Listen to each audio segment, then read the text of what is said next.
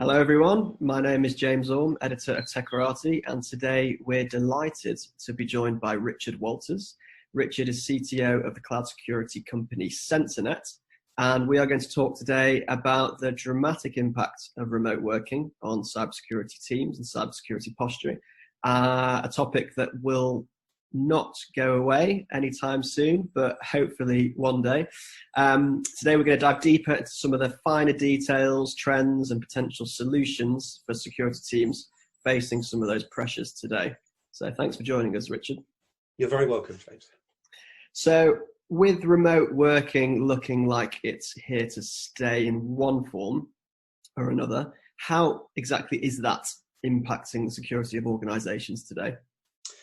Yeah, first of all, totally agree with that statement. I mean, I think we all need to get used to another day not at the office, he said, speaking from a spare bedroom at home. And, in a recent report by Gartner, they highlighted that about 74% of organizations are planning to permanently shift employees to remote work, even at the end of the COVID-19 crisis, because it has to end at some point, right? But I think remote workers are more isolated, and that makes them more vulnerable to social engineering and other forms of attack for sure.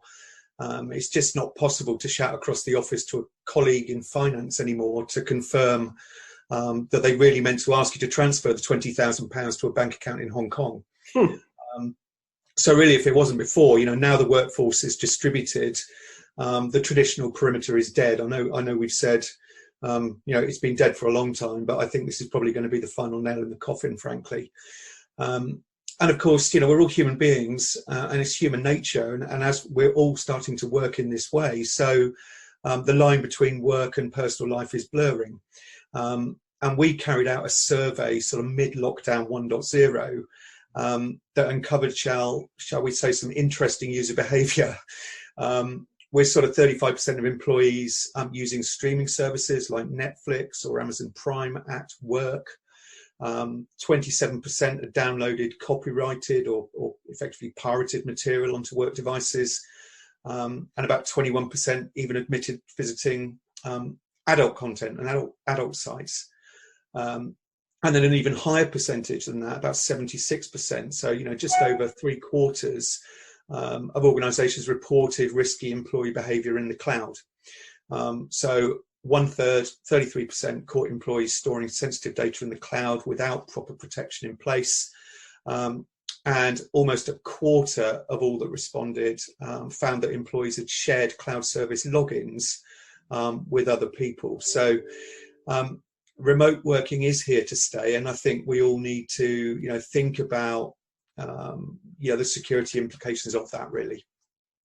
Some alarming stats there. What can be done, or what can businesses do to protect themselves from this behaviour? Yeah, well, I think we've talked about CASB technology for a long time as well, and certainly CASB adoption in North America, where cloud adoption in general is way ahead of where we are in Europe. Cloud access security brokers, or CASBs, are really becoming an essential tool for security in 2021 and beyond, really. CASBs can provide visibility of all user interaction with cloud applications, and perhaps more importantly, the data attached or associated with those applications. But they also do enable organizations to block high-risk actions, such as sharing files with apps like WeTransfer, for example. We all do it from time to time when we've got a massive file that we know is too big to send via email, and that maybe is even too big to upload to the approved storage app. Phishing and certainly COVID branded phishing attacks increased by over 400% in the last 9-10 months. Organizations, if they are suffering from phishing and CEO fraud, they need to look to more advanced email security solutions, frankly.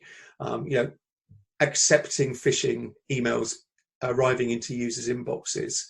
I think a lot of people sort of assume that email security can't be 100%, but there are advanced solutions out there that will outperform more legacy solutions from the likes of Symantec, for example, or even from Microsoft themselves. And then finally, I think we all are acutely aware of the issues around poor password hygiene. And there has been a huge growth in account takeover attacks as well, which are a particularly nasty form of attack, where the attacker actually gains access to a user's mailbox. And so therefore, to all intents and purposes, is that user.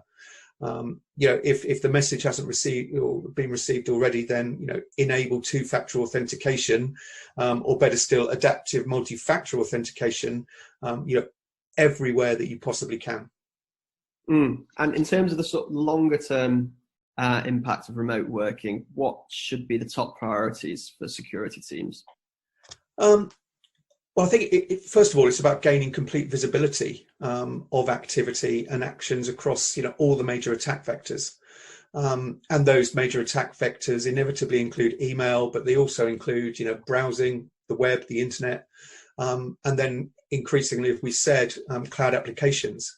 It's interesting still that over 90% of all attacks start via email, but 65% of state and criminal actors use multi-channel attack techniques.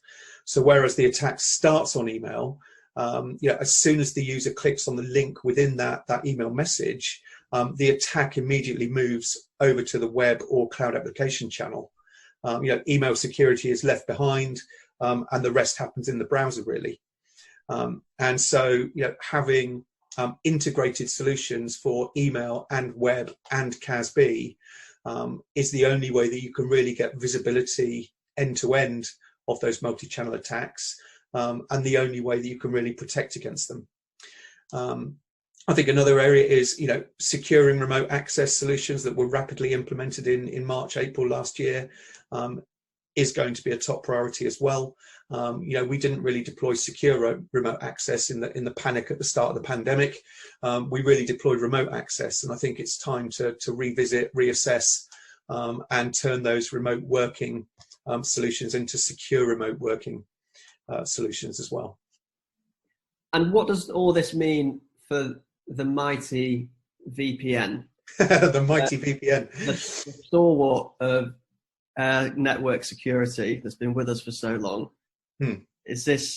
Should we all be moving away from VPN? Was 2020 the death of the VPN that some people have claimed? I think it was the start of the death. I think the short answer to the question, I suppose, is yes, because this isn't just about security anymore. It's also about the user experience. Many cloud applications perform best when accessed directly. Many applications are specifically designed to not work well when you're accessing them through gateways or proxies. And that's particularly streaming content services, for example, where they don't want you to hide behind a VPN so that you can pretend that you're in New York and not in London, and therefore gain access to content that would be restricted from being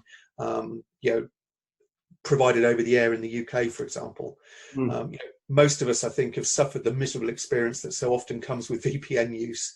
So organizations need to consider the use of more modern sort of zero trust network access solutions. They're really, I think, what's driving the decline of the VPN, in combination with the miserable user experience that typically comes with using a VPN and concentrating large number of users back into a single location from where there is only limited bandwidth. Now, earlier you mentioned authentication tools and approaches, two-factor authentication, multi-factor adaptive authentication. Does the current situation call for any more substantial changes to authentication strategy, the way we look at authentication as such? Yeah, really good question. I mean, I guess the whole premise of zero trust and zero trust network access is that you authenticate before you connect, and that's maybe subtly different, but it is still, from a security perspective, very, very different to the old model where you would connect to a service or a system or an application and then you'd authenticate. The whole thing with zero trust network access is that it's authenticate then connect rather than connect then authenticate. which is a fairly fundamental change, really. And I suppose as moving forward, as everybody is working remotely, and as the traditional perimeter is almost useless, enterprise firewalls are becoming less and less relevant. Then actually the new perimeter is actually a combination of both identity and context. Right. So yeah, I mean, I think it is a change. It is a subtle change. It's not that the technologies are fundamentally going to change, but it's the order in which you choose to trust nobody effectively, and they must authenticate before they can connect to anything. Yeah, so a case of context is almost everything, but it's quite a nebulous thing to nail down, context, notoriously. Yeah. And in terms of the wider business resource challenges being faced by organizations due to the pandemic, we've seen a great number reduce headcounts, diverted funds away from overstretched security teams already. Is there, it's just the phrase that people have used for different reasons, pandemic, light at the end of the tunnel for organizations? Yeah, I mean, I think we all have to believe there has to be. I mean, I talk to a lot of customers and also a lot of partners and managed service providers out there, and I think the one word that we're hearing is consolidation, more loudly and more clearly than any other word at the moment. 2/3 of organisations are experiencing or have experienced an increased strain on IT resources directly as a result of COVID-19. I think that was according to 451 research. Nearly half of cybersecurity professionals were retasked to other IT roles at the start of the pandemic. So if you combine, shrinking teams with sudden role changes and, alongside that, an increase in cyber attacks, it becomes clear that organisations, are desperate to do something different. And I think there's probably two key ways that can reduce workload on those stretched security teams, but also potentially improve security. And if you look at the typical organisation will have between 25 and 30 security products. Larger organisers, enterprises, they head up towards 70 to 100 point products. And the thought that you can keep improving security by adding more and more point products all the time is just unsustainable. If you can consolidate and you can choose single solutions that integrate multiple security services, then those kind of platforms can massively reduce complexity, but also operational and management overhead. And that translates directly, into reduced cost. I think the other thing that is growing in security is this acceptance that automated security, or to take automated a step further, autonomous security is actually okay to respond to common threats and attacks. It might not be appropriate for the more elaborate, more sophisticated attack, but for common, repetitive, low-level attacks, automatically reacting to them in real time, around the clock, 24/7, and stopping them before they enter the kill chain, and stopping them without human intervention. I think there is an acceptance that might be okay, and it might be okay because it's the only way we're going to get out of the challenges that we're all facing right now.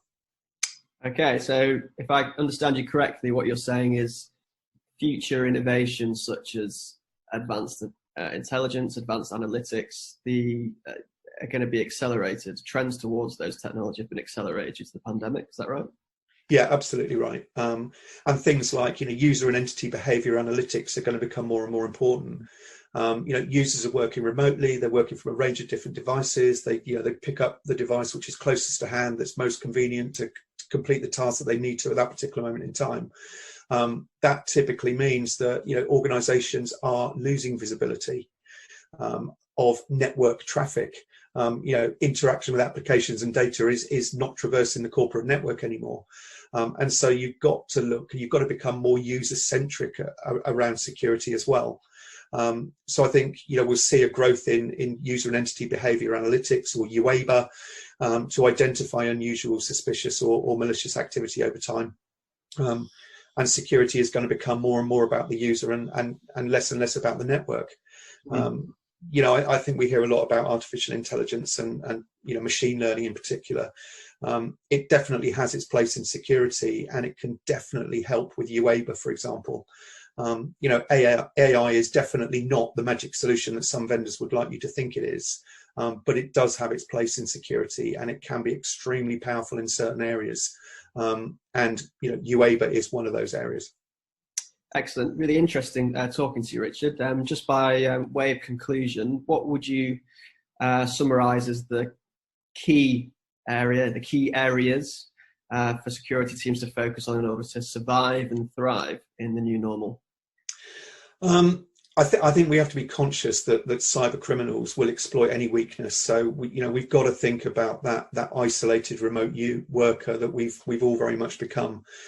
We are more susceptible to certain forms of attack, certainly social engineering. But as the lines between personal and work life blur, so we're more likely to be less vigilant around sophisticated targeted attacks that, as we said, 90% of which are going to start via email. I think zero trust is important. Organizations don't necessarily need to adopt zero trust network access products. Don't go out and buy something right now, but start thinking about what it means to move towards zero trust. And then ultimately, because the security industry never stands still, beyond that, there's this journey to the Secure Access Service Edge, or SASE. And in many respects, ZTNA is the first stop on that journey to SASE, I suppose. Start to think about identity, start to think about context. Those two things are absolutely going to combine, become more and more important. They will be the new perimeter. They are the new perimeter. And anything that you can do that captures information about user activity and user behavior. If you're capturing all activity around the mailbox, if you're capturing all activity in the browser, if you're able to capture all activity that users are getting up to within cloud applications, then you are moving yourself into a position where you can start to adopt UABA, when budgets and resources allow, I guess. Excellent. Thank you so much, Richard, for summarising the state of play in cybersecurity in the times of coronavirus. It was great talking to you. If you're a security leader, there's plenty for you to be thinking about then. As Richard says, start thinking about zero trust, start thinking about UABA and a few other bits and pieces. So thanks for laying those out to us, Richard, and enjoy the rest of your day. Thanks, James. Been a pleasure. Talk again.